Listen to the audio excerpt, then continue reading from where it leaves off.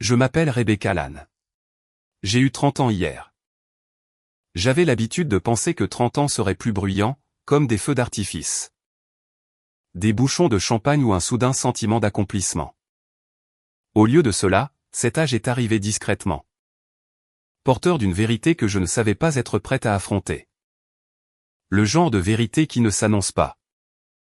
Le genre qui attend que vous souriez, que vous soyez entouré de gens qui vous aiment. Puis qui s'avance pour dire, voilà qui il est vraiment. 8 mois. C'est le temps que j'avais passé avec Karl. Assez longtemps pour partager des clés. Assez longtemps pour savoir comment il prend son café. Assez longtemps pour avoir confiance que lorsque je dis que quelque chose est important, il le traitera comme tel. C'est lui qui a insisté pour m'organiser une fête. Mon appartement, petit, intime, juste des amis proches et de la famille. 15 personnes peut-être. Je me souviens m'être senti touché quand il l'a suggéré. Non pas parce que j'avais besoin d'une fête, mais parce que l'effort signifie quelque chose pour moi. La prévenance signifie quelque chose, surtout maintenant. Il y a 3 ans, j'ai survécu à un terrible accident. Je n'en parle pas souvent, non pas parce que j'ai honte, mais parce qu'il est épuisant de continuer à traduire des souvenirs douloureux dans un langage que les gens peuvent digérer. De graves cicatrices sur ma joue et ma mâchoire, des mois de soins médicaux et de guérison. Les cicatrices se sont estompées mieux que quiconque ne l'avait prévu. Mais elles ne sont jamais vraiment parties. Certains jours, ce ne sont que des lignes dans le miroir. D'autres jours, ce sont des souvenirs que je peux sentir sous ma peau. Et il y a des déclencheurs. N'importe quoi sur mon visage, une pression, une surprise. Mon corps réagit avant que mon esprit ne puisse rattraper. Les médecins l'ont expliqué cliniquement. Mon conseiller l'a expliqué doucement. J'ai appris à le gérer. Ce que je ne peux pas gérer, ce sont les gens qui le traitent comme une blague. Karl savait tout cela. Il avait vu les cicatrices de près. Il connaissait l'histoire. Il a écouté pendant que j'expliquais comment certaines choses faisaient encore battre mon cœur à toute allure. Comment ce sentiment accablant n'a pas toujours de sens, mais exige quand même le respect. C'est pourquoi, une semaine avant mon anniversaire, je me suis assise avec lui et j'ai eu ce que je pensais être une simple conversation d'adulte. Il y a juste une chose, ai-je dit, en essayant de garder un ton léger. Pas de gâteau écrasé sur le visage. Il a ri, de ce rire facile qu'il utilisait toujours quand il pensait que je m'inquiétais trop. Quoi? Comme le truc du visage et du gâteau? Oui, ai-je dit. Je n'ai pas ri avec lui. Je déteste vraiment ça, ai-je continué, genre? Sincèrement. Et mon médecin a dit que je devais éviter tout ce qui pourrait irriter mes cicatrices. Ce n'est pas seulement physique non plus. Ça perturbe mon niveau de stress. Il a agité la main comme s'il chassait de la fumée. D'accord, je t'entends. J'ai observé attentivement son visage à ce moment-là. Les gens disent qu'ils écoutent avec leurs oreilles, mais on en apprend plus de leurs yeux. Les siens n'étaient pas méchants, juste amusés. Comme si j'avais partagé une préférence excentrique au lieu d'une limite. Je suis sérieuse, Karl, ai-je dit. S'il te plaît, promets-le-moi. Il s'est penché et m'a embrassé sur le front. Je te le promets. Pas de gâteau écrasé sur le visage. Promis, juré. Je l'ai même mentionné à quelques amis qui venaient, juste au cas où. Tout le monde était d'accord. Ma sœur aînée a même froncé les sourcils et a dit, pourquoi quelqu'un te ferait-il ça? Je me suis senti soulagé, soutenu, en sécurité. C'était la première erreur. Le soir de la fête est arrivé, chaleureux et facile. Les rires remplissaient mon salon. La musique bourdonnait doucement en fond sonore. Karl se déplaçait dans l'espace comme un hôte fier, saluant les gens, remplissant les verres. Souriant largement. Il semblait heureux, presque excité. Quand ce fut le moment du gâteau, il a disparu dans la cuisine et est revenu en le portant comme une offrande. Du chocolat de ma pâtisserie préférée. Les bougies déjà allumées. Je me souviens avoir pensé, il a vraiment écouté. Tout le monde s'est rassemblé. Les téléphones sont sortis. Quelqu'un a commencé à chanter. Je me suis penché en avant, le cœur plein, le souffle régulier. Reconnaissante envers les gens qui s'étaient déplacés pour moi. C'est à ce moment que sa main a atterri sur l'arrière de ma tête. Pendant une fraction de seconde, mon cerveau a refusé de comprendre ce qui se passait. Il y a eu une pression, soudaine, forte. Mon visage a plongé en avant dans quelque chose de froid, de sucré et d'étouffant, le gâteau. J'ai entendu des halètements avant d'entendre le silence. Un silence épais, lourd. Je me suis redressé lentement. Du glaçage collé à mes cils. Du chocolat étalé sur ma joue. Des miettes coincées dans mes cheveux. Ma peau brûlait à l'endroit du contact. Pas exactement de la douleur, quelque chose de plus vif, de plus ancien. Karl riait. Pas un petit rire nerveux, pas un rire oh non. Il a frappé dans ses mains comme s'il venait de réussir un tour de magie. Oh mon Dieu, a-t-il dit. Vous avez vu sa tête? Impayable. Personne d'autre n'a ri. La bouche de ma sœur était bée. Un de mes amis a marmonné, mais qu'est-ce que c'est que ça, sous son souffle. J'ai croisé le regard de ma mère à travers la pièce, des yeux grands ouverts, horrifiés. Se dirigeant déjà vers moi. Et à ce moment-là, quelque chose s'est installé en moi. Pas le choc, pas l'embarras, la clarté. J'ai pris une serviette en papier sur le comptoir et je me suis essuyé le visage lentement. Délibérément. Je pouvais sentir chaque paire d'yeux sur moi, attendant de voir si j'allais en rire. Attendant de voir si j'allais rendre les choses plus faciles pour tout le monde en prétendant que c'était bien. Je ne l'ai pas fait.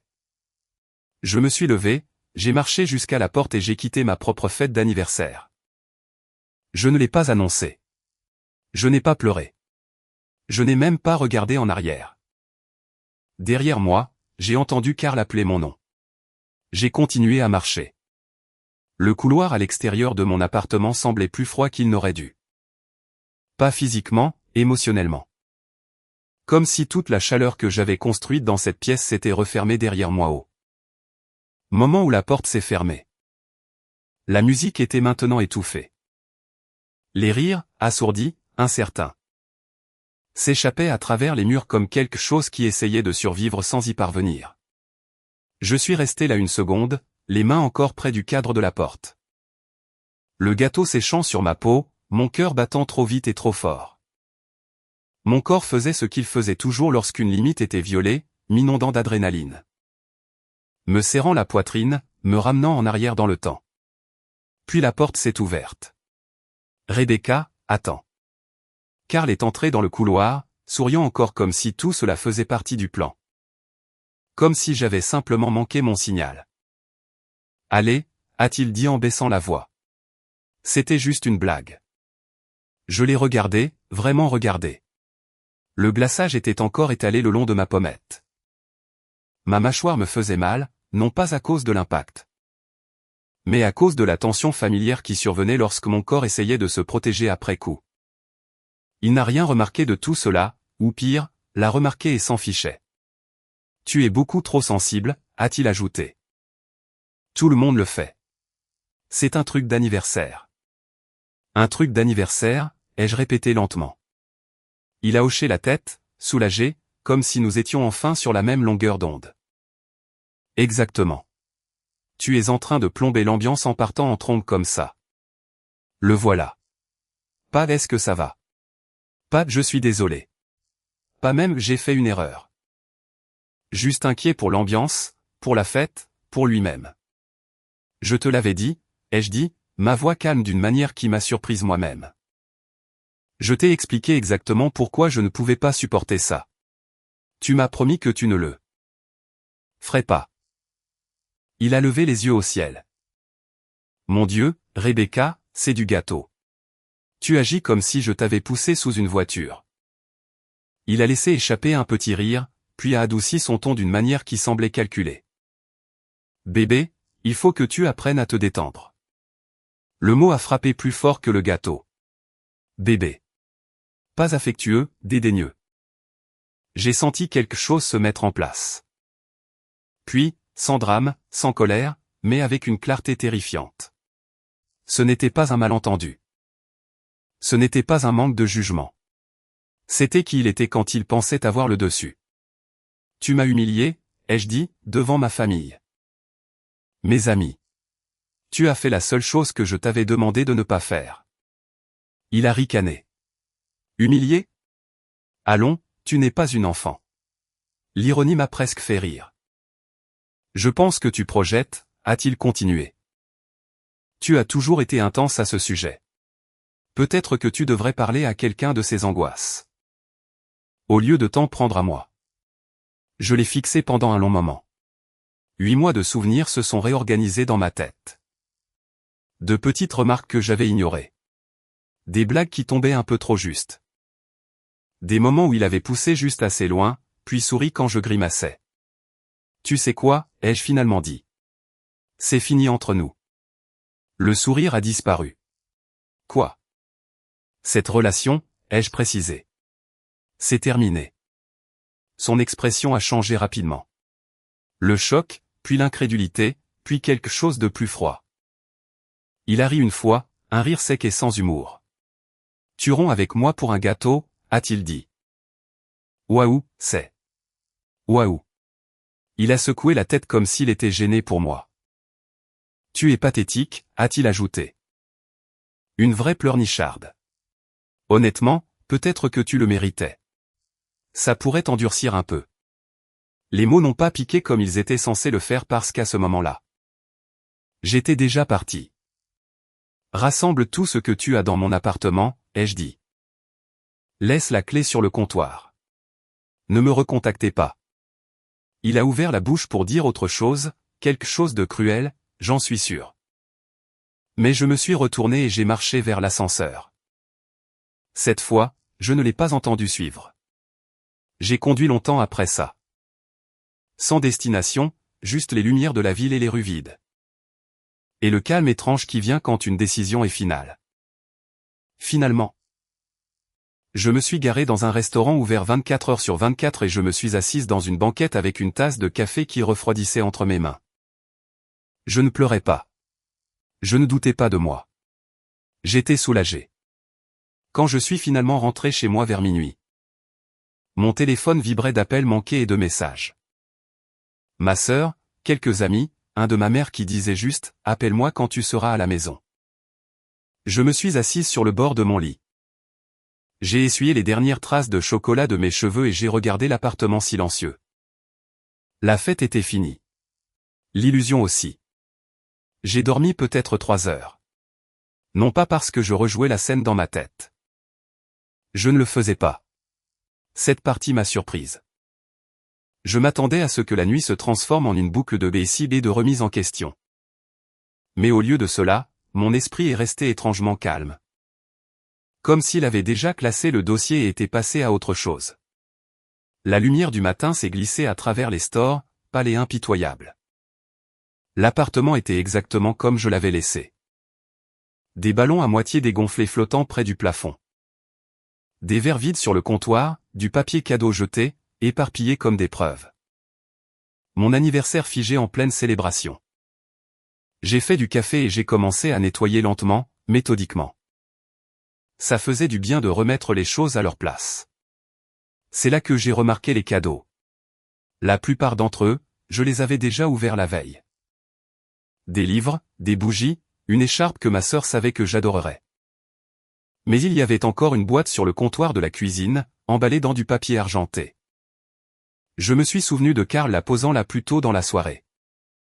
Souriant pour lui-même en le faisant. J'ai hésité.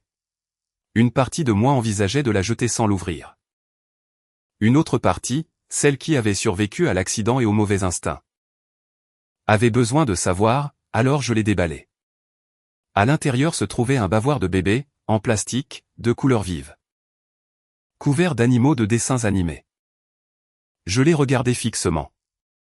Mon cerveau calant comme s'il ne pouvait pas tout à fait charger ce que mes yeux voyaient.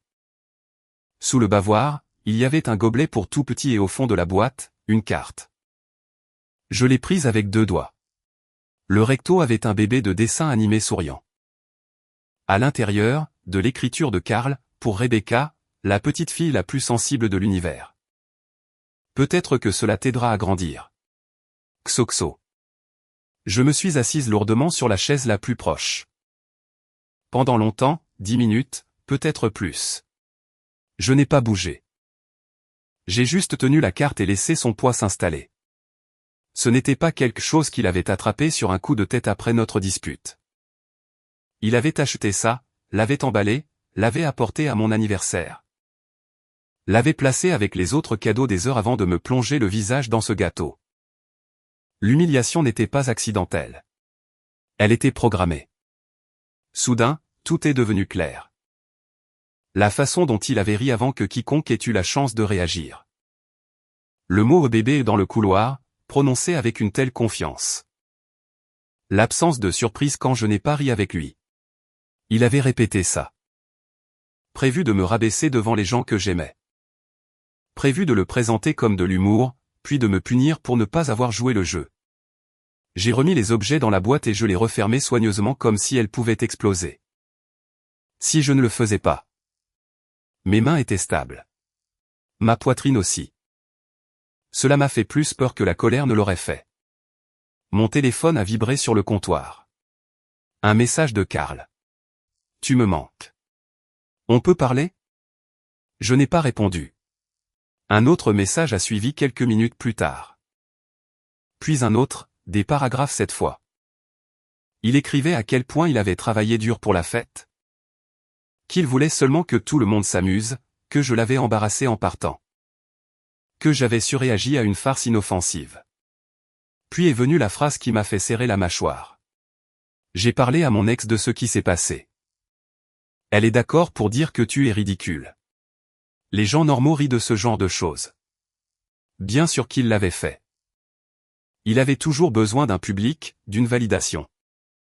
De quelqu'un pour le soutenir afin qu'il puisse continuer à croire qu'il avait raison. J'ai fait des captures d'écran de tout et je les ai envoyées à ma sœur. Sa réponse est revenue presque instantanément, est-il sérieux? J'ai bloqué son numéro.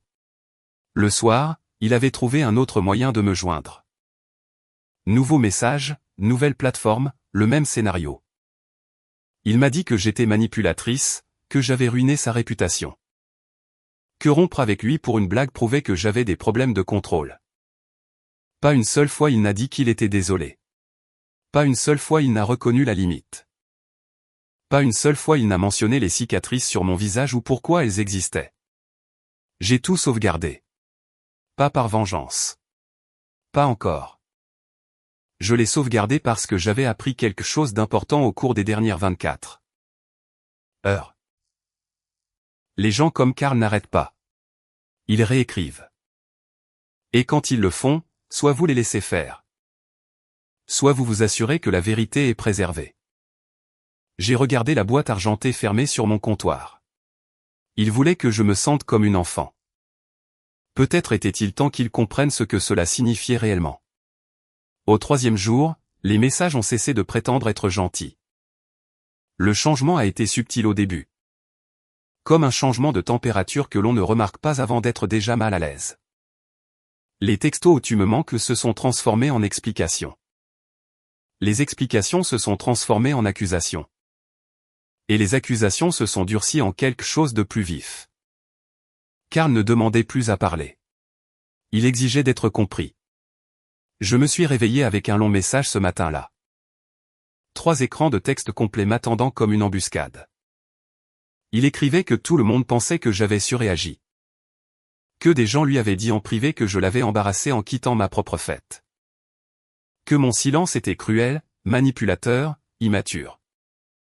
Il a dit qu'il n'avait fait le truc du gâteau que parce qu'il m'aimait. Celui-là m'a fait rire. Un son court et sans humour qui m'a surprise dans la cuisine silencieuse. L'amour venait apparemment maintenant avec des conditions. Si je ne riais pas quand il m'humiliait, j'étais ingrate. Si je ne lui pardonnais pas immédiatement, j'étais vindicative. Si je tenais bon, j'étais instable. Il a terminé le message par « Tu devrais vraiment parler à quelqu'un de tes problèmes passés au lieu d'en faire le problème de tout le monde. » Le voilà de nouveau. Pas de l'inquiétude, pas de la responsabilité. Juste lui essayant de me coller une étiquette. Je n'ai pas répondu. Je n'en avais pas besoin. Je pouvais sentir le schéma maintenant. Comment chaque conversation avec lui revenait toujours à la même destination. Moi m'excusant d'avoir été blessé. Vers midi, mon téléphone a de nouveau vibré. Un numéro différent. Je savais avant de l'ouvrir. L'ex de Karl. Je ne lui avais jamais parlé. Je ne l'avais rencontré qu'une seule fois en passant. Une de ces rencontres qui ne laissent aucune impression au-delà d'un sourire poli. Voir son nom sur mon écran m'a quand même serré l'estomac. Son message était bref. Salut, Rebecca. Karl m'a raconté ce qui s'est passé. Je ne veux pas m'en mêler, mais je pense qu'il y a peut-être eu un malentendu. Il a toujours été joueur. Peut-être que tu l'as mal pris. J'ai fixé les mots pendant un long moment. Ce n'était pas un accident. C'était de la triangulation. Il avait fait venir quelqu'un de son passé dans le présent pour renforcer sa version de la réalité. Pour me faire douter de ma propre mémoire, pour m'isoler de ma certitude. J'ai fait une capture d'écran et l'ai ajoutée au dossier grandissant sur mon téléphone. Puis je l'ai bloquée, elle aussi. Ce soir-là, ma sœur est venue. Elle n'a pas apporté de questions. Elle n'a pas apporté de conseils. Elle a apporté des plats à emporter et le calme. Nous nous sommes assises sur le canapé, les genoux repliés, les boîtes entre nous. Il l'avait prévu, ai-je finalement dit. Le cadeau, le gâteau, tout ça. Elle n'a pas interrompu. Je n'arrête pas de penser à sa confiance, ai-je continué. Comme s'il savait déjà comment j'allais réagir. Comme s'il avait répété la partie où il me faisait me sentir petite. Elle a expiré lentement. Ce n'est pas une blague, Becca. C'est du contrôle. Le mot a atterri avec du poids. Contrôle. Je n'avais pas voulu l'utiliser. Il semblait trop lourd, trop dramatique. Mais une fois qu'il a été prononcé à voix haute, je ne pouvais plus ne pas le voir. L'insistance, les rires quand je protestais, la façon dont il avait besoin de témoins. Cette nuit-là, après son départ, j'ai de nouveau parcouru mes captures d'écran. Messages, dates, heures, schémas. Karl publiait toujours en ligne, des citations vagues sur le fait d'être trahi, d'aimer trop. Sur les esprits libres punis pour leur joie. Les gens commentaient avec des émojis de cœur, avec de la sympathie. Il était en train de construire un récit. Et j'ai réalisé quelque chose d'autre alors. Quelque chose qui a stabilisé mon pouls au lieu de le faire grimper. Je n'avais pas besoin de le corriger. Je n'avais pas besoin de m'expliquer. Mais je n'allais pas non plus le laisser réécrire ce qui s'était passé. Je suis allé dans la cuisine et j'ai ouvert le placard où j'avais mis la boîte argentée, le bavoir, le gobelet, la carte. Je les ai posés sur le comptoir, côte à côte. Karl avait voulu une blague. Il voulait un public. Il voulait un moment qui disait quelque chose sur qui j'étais. Très bien, je pouvais lui en donner un, selon mes propres termes. Je n'ai pas agi tout de suite. Ça aussi, ça m'a surprise. Il y avait une version de moi, plus âgée, plus jeune, une version antérieure. Qui aurait riposté immédiatement, qui aurait envoyé un message, posté une capture d'écran. Exigé des excuses assez fortes pour couvrir le mensonge. Mais cette version avait appris à ses dépens que réagir rapidement ne faisait qu'alimenter les gens. Comme Karl. Il se nourrissait de l'immédiateté, du spectacle. Alors, j'ai attendu. J'ai laissé le silence s'étirer. Je l'ai laissé continuer à se parler à lui-même dans mes boîtes de réception que je ne lisais plus. J'ai laissé l'histoire qu'il racontait en ligne prendre de l'ampleur et vagabonder. Et dans le calme, une idée s'est formée. Pas la vengeance, pas la rage. La perspective. Karl s'était donné beaucoup de mal pour planifier mon humiliation. Il avait investi du temps, de l'argent et de la créativité pour s'assurer qu'elle fasse son effet. Il avait voulu des témoins, un contexte, un timing. Il avait voulu que cela semble public. Le moins que je puisse faire était de respecter l'effort. Le 4e matin après mon anniversaire, je me suis rendu dans un magasin d'articles de fête de l'autre côté de la ville. Un de ces endroits qui sentent les ballons en latex et le sucre. Des étagères remplies d'ironie classées par couleur. J'ai parcouru les allées lentement, délibérément, comme si je cherchais quelque chose de sacré. J'ai acheté une boîte cadeau, du genre qui s'ouvre en plusieurs couches, propre, neutre. Assez cher pour paraître intentionnel. Puis je suis rentré chez moi et j'ai soigneusement remballé les objets de Karl. Le bavoir, le gobelet, sa carte. Je les ai placés à l'intérieur de la boîte exactement comme je les avais trouvés. Empilés proprement, sans ajout, sans modification. Je ne réécrivais rien, je le retournais simplement. Presque. Le dernier article que j'ai ajouté était un cotillon, pas du genre bon marché. Celui-ci était personnalisé. Commandé ce matin-là avec une livraison le jour même. Une fois tourné, il libérerait des serpentins dorés imprimés d'une seule phrase. Félicitations. Bienvenue dans la vie de Bambin. Pas de nom, pas d'insulte, pas d'embellissement, juste le message. J'ai scellé la boîte, imprimé une étiquette d'expédition et cherché l'adresse du bureau de Karl. Un espace de travail ouvert, des murs en verre. Le genre d'endroit où les livraisons attirent l'attention, que vous le vouliez ou non. Je l'ai programmé pour le milieu de la journée. Puis j'ai vaqué à mes occupations. J'ai nettoyé le reste de l'appartement. Je suis allé faire une longue promenade. Je n'ai pas vérifié mon téléphone. Je n'ai pas répété de conversation ni imaginé de résultat. J'ai simplement vécu. L'email de confirmation est arrivé à 14h47. Livré. Signature reçue. 20 minutes plus tard, mon téléphone a sonné d'un numéro que je ne reconnaissais pas. Je l'ai laissé sonner 2 fois avant de répondre. Mais qu'est-ce qui ne va pas chez toi? La voix de Karl a explosé à travers le haut-parleur. Tu es complètement folle? Je n'ai rien dit. Tu as envoyé quelque chose à mon bureau, a-t-il continué, essoufflé maintenant. As-tu la moindre idée de ce que tu viens de me faire? Je suis restée silencieuse. Apparemment, la curiosité avait fait le reste. Selon lui, des collègues s'étaient rassemblés lorsque le paquet est arrivé. Quelqu'un avait plaisanté sur la boîte chic. Quelqu'un d'autre avait sorti un téléphone. Lorsque le cotillon a éclaté, des serpentins dorés ont jailli dans les airs, descendant sur les bureaux et les moniteurs. Les gens ont ri, puis ils ont lu. Puis Karl a ouvert la boîte. Tout le bureau l'a vu, a-t-il dit, sa voix se brisant de rage. Mon patron était juste là. J'ai dû expliquer pourquoi quelqu'un m'avait envoyé des affaires de bébé. Et un message me traitant de bambin. Sais-tu à quel point c'était humiliant? J'ai enfin parlé. Maintenant tu sais ce que ça fait. Silence. Je n'ai rien ajouté, ai-je continué calmement. Je n'ai pas inventé de blague. Je n'ai pas inventé de message. J'ai retourné exactement ce que tu m'as donné. La seule différence, c'est que cette fois, c'est toi qui étais là pendant que les gens regardaient. Tu es malade, a-t-il lâché. C'est du harcèlement. C'est de la maltraitance. J'ai presque souri.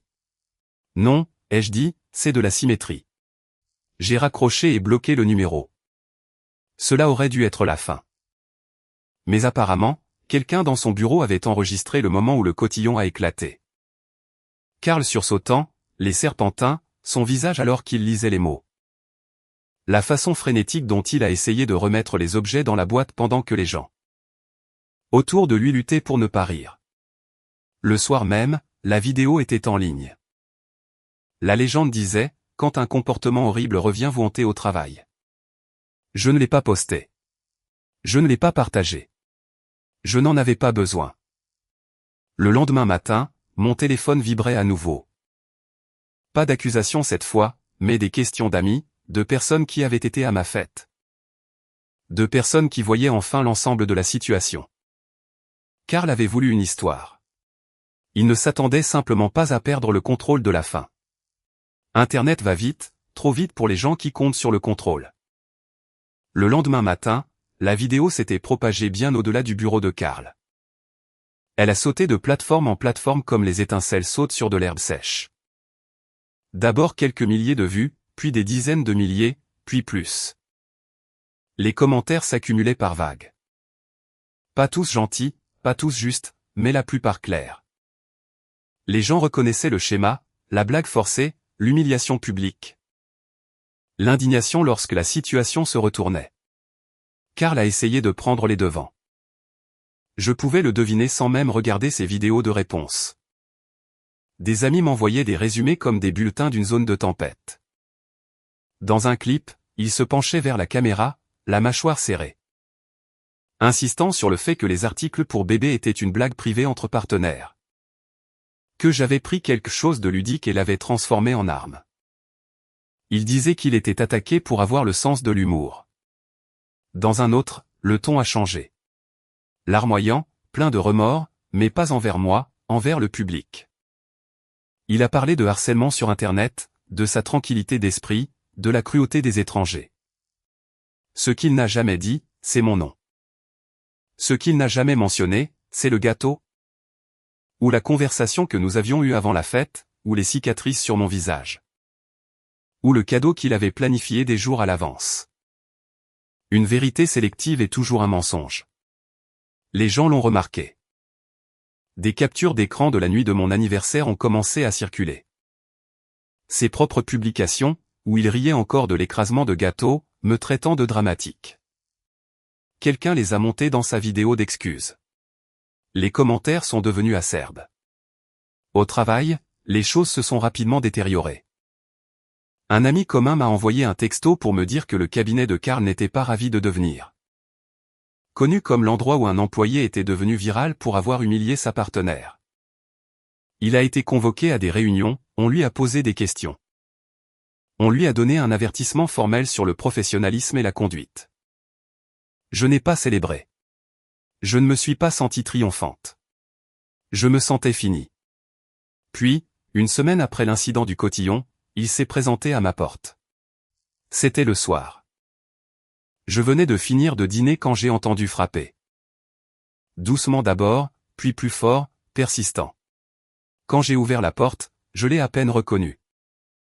Karl semblait plus petit, en quelque sorte, mal rasé, les yeux rouges et cernés de fatigue. Il portait un pantalon de survêtement et un sweat à capuche trop grand. Un choix étrange pour quelqu'un qui passait autrefois une heure à choisir la bonne veste. « Rebecca, s'il te plaît », a-t-il dit immédiatement. « J'ai besoin de te parler. » J'aurais dû fermer la porte. Au lieu de cela, la surprise m'a cloué sur place assez longtemps pour qu'il entre. « La vidéo », a-t-il dit, faisant les 100 pas maintenant. Les commentaires ? Ça ruine ma vie. Ma famille pose des questions. Les gens au travail ne me regardent même plus sans un sourire en coin. Karl, ai-je dit, retrouvant ma voix. Tu dois partir. Non, a-t-il lâché, puis s'est adouci rapidement. Non. Écoute. Je ferai n'importe quoi. Je posterai des excuses. Je dirai à tout le monde que c'était de ma faute. Tout ce que tu veux. Aide-moi juste à faire cesser ça. Je l'ai fixé. Je n'ai pas posté la vidéo, ai-je dit. C'est ton collègue qui l'a fait, parce qu'il trouvait ton comportement ridicule. Il a cessé de faire les 100 pas, s'est tourné vers moi. Mais c'est toi qui as commencé ça, a-t-il dit. Avec les affaires de bébé, en me faisant passer pour un fou au travail. J'ai croisé son regard. J'ai retourné ce que tu m'as donné, ai-je dit calmement. Tu voulais me faire passer pour une enfant en public. Tu as réussi. Puis tu as vécu la même chose. Son visage s'est tordu. Tu as détruit ma vie pour une stupide farce, a-t-il crié. Tu penses que tu vaux tellement mieux que moi maintenant. Tu n'es rien. Une femme tristée. Balafré qui ne sait pas accepter une blague. Le voilà, le masque complètement tombé. Sors, ai-je dit. Non, a-t-il répondu en se rapprochant. Je ne partirai pas tant que tu n'auras pas arrangé ça. Je suis passé devant lui et j'ai pris mon téléphone. Quand il a réalisé ce que je faisais, il a ri. Tu appelles vraiment les autorités ? Oui, ai-je dit. Ils sont arrivés 10 minutes plus tard, calmes, professionnels. Ils lui ont demandé de partir. Il a protesté, a élevé la voix. Finalement, ils l'ont escorté dehors et ont déposé un rapport. Je n'ai pas porté plainte. Je n'en avais pas besoin. Plus tard dans la nuit, un nouveau message est apparu d'un compte que je ne reconnaissais pas. J'espère que tu es heureuse. Tu as détruit quelqu'un qui t'aimait. Je l'ai bloqué sans répondre. Le calme qui a suivi n'était pas vide. Il était paisible. Le silence après son départ était différent. Pas fragile, pas tendu. Apaisé. J'ai dormi toute la nuit pour la première fois depuis mon anniversaire. Pas de réveil en sursaut, pas de pensée qui s'emballe, juste du repos. Le genre de repos qui vient quand votre système nerveux comprend enfin qu'il est de nouveau en sécurité. Le lendemain matin, le bruit s'était complètement éloigné de moi. Karl s'était complètement déchaîné en ligne. Des amis ont commencé à envoyer des captures d'écran, non pas parce que je l'avais demandé, mais parce qu'ils étaient stupéfaits. Publication après publication, story après story. Il se présentait comme la victime d'un complot de vengeance élaboré. Prétendait que j'avais attaqué son lieu de travail. Disait que j'étais obsédé par lui et que je ne le laissais pas tranquille. Disait qu'il craignait pour sa sécurité. L'ironie aurait été drôle si elle n'avait pas été si triste. Mais voici le truc quand on ment en public, surtout quand il y a des témoins, les gens parlent. Ma sœur a commenté une fois, juste une fois. Dis-leur ce que tu as fait d'abord. Un ami de ma fête d'anniversaire a suivi avec. Tu as omis la partie où tu avais prévu d'humilier Rebecca bien qu'elle t'ait explicitement demandé de ne pas le faire. Karl a supprimé les commentaires en quelques minutes. Des captures d'écran avaient déjà été prises. Puis son ex, une autre ex, pas celle qu'il avait utilisée pour me trianguler, a posté quelque chose de vague, mais de bien senti sur les schémas. Sur les hommes qui utilisent l'humour comme une arme puis se cachent derrière le charme. Les gens ont commencé à faire des liens, discrètement d'abord, puis bruyamment. Je suis resté hors ligne. Je n'ai pas corrigé la version des faits. Je n'en avais pas besoin. Les gens qui comptaient connaissaient déjà la vérité. Et ceux qui ne la connaissaient pas, ils n'allaient de toute façon jamais me croire. Cet après-midi-là, j'ai reçu un message qui m'a surprise de sa sœur. Elle s'est excusée. Elle a dit que Karl avait raconté à leur famille une version très différente des événements. Que j'avais perdu le contrôle pour une blague inoffensive. Que je l'avais humilié devant ses collègues par dépit. Mais une fois que la vidéo a circulé, une fois que les gens ont commencé à poser des questions, l'histoire s'est effondrée. Elle a écrit. Je savais que quelque chose n'allait pas. Il a toujours poussé les gens trop loin pour ensuite faire le choquer quand il y avait des conséquences. Je suis désolé qu'il t'ait fait ça. J'ai lu le message 2 fois, puis j'ai fermé l'application. Tout n'a pas besoin d'une réponse. Ce soir-là, j'ai emballé le reste des affaires de Karl dans une boîte et je l'ai laissé au portier. Pas de mots, pas d'explication. Le chapitre était déjà clos. Pour la première fois depuis des semaines, j'ai préparé le dîner sans sursauter au bruit soudain. Je me suis lavé le visage sans me presser. J'ai surpris mon reflet dans le miroir et je ne me suis pas préparé à une critique qui ne venait pas.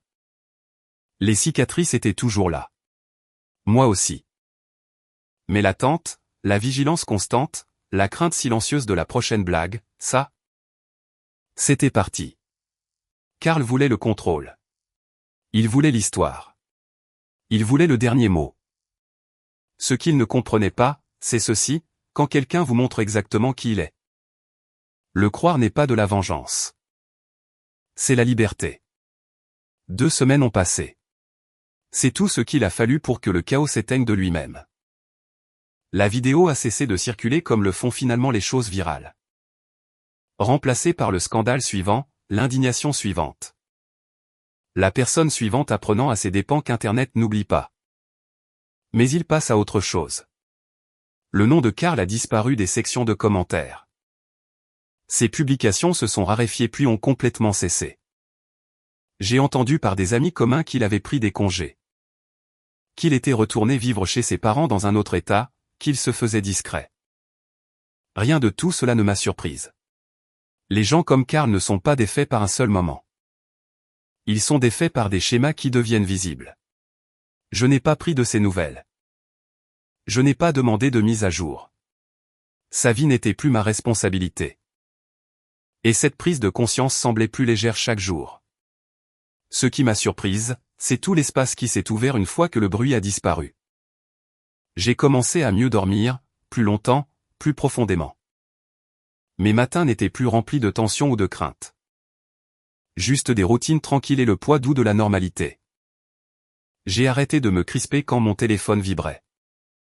J'ai arrêté de rejouer des conversations dans ma tête, me demandant comment j'aurais pu dire quelque chose différemment pour qu'ils comprennent. Parce que la vérité, c'est que j'avais déjà dit tout ce qui comptait. J'avais fixé une limite. Il l'avait franchie. J'étais parti. Tout ce qui a suivi, c'était juste lui refusant d'accepter les conséquences. Un après-midi, je me suis surprise à rire dans la cuisine pour une bêtise. Une boisson renversée, une porte de placard de travers. Et j'ai réalisé depuis combien de temps le rire n'avait pas été simple. Depuis que la joie n'était pas accompagnée d'un compte à rebours ou d'un piège. Ce soir-là, je me suis assise sur le canapé et j'ai fait défiler de vieilles photos. Pas de Karl. Celle-là avait disparu, mais de moi-même. Avant l'accident, après les visites à l'hôpital. Pendant les mois où j'ai reconstruit plus que de la peau. J'avais survécu à pire qu'un mauvais petit ami. Les cicatrices sur mon visage m'avaient autrefois fait me sentir fragile. Comme si je devais m'expliquer. Comme si je devais accepter n'importe quel comportement qui se présentait parce que les gens essayaient ou plaisantaient ou avaient de bonnes intentions. Maintenant, je les voyais différemment. Elles étaient une preuve. La preuve que mon corps avait guéri. La preuve que mon esprit avait appris. La preuve que je savais quand partir. Je n'avais pas besoin d'une confrontation finale. Je n'avais pas besoin d'excuses. Je n'avais pas besoin qu'ils comprennent. Le fait de tourner la page n'est pas quelque chose que quelqu'un vous donne. C'est quelque chose que vous choisissez lorsque vous arrêtez de rouvrir la porte. J'ai bloqué le dernier compte qui a essayé de me joindre. J'ai supprimé le dossier de capture d'écran de mon téléphone. Non pas parce que j'effaçais ce qui s'était passé. Mais parce que je n'avais plus besoin de preuves pour me croire moi-même. Karl était un chapitre bruyant, un chapitre douloureux, mais pas toute l'histoire. J'avance maintenant. Ni amère, ni vengeresse, juste lucide. Et cela, plus que tout, ressemble à la paix. Cette histoire est entièrement fictive et destinée uniquement à des fins de divertissement et d'éducation.